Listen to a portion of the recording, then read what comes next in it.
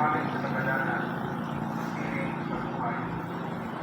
Ang simbahan nag-aalok sa mga atibiyang nakawala sa kinapan, sa pagpilingon, sa pagbuka, at sa pagpapipili. Kung matibong kalgayo ang pagtulong ng pangpagkakulakan, nagdadamo sa katarapon, pinagsisilagagan sa inyong mga misyero. Magdanamon kita makaayon sa iyang kapagdanaan sa kagalanan at ipamumuhay sa Diyos sa kabanyaman ko na.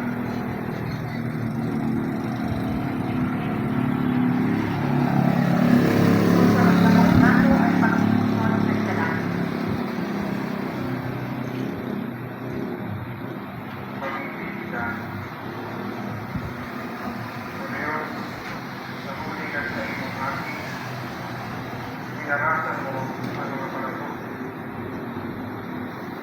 sa imong kawawayan, pagkakabanala, inibakong kalayo, sinisang pagpusak mo sa paagi ng Iglesia Pascual, na maglaan kami gayo sa mga langitno na pagmawon, sa nanging na marinig na isip, makaya ng makamtan ng kapistahan, idanay na kaluwanagan, Kristo sa mga kagulangan.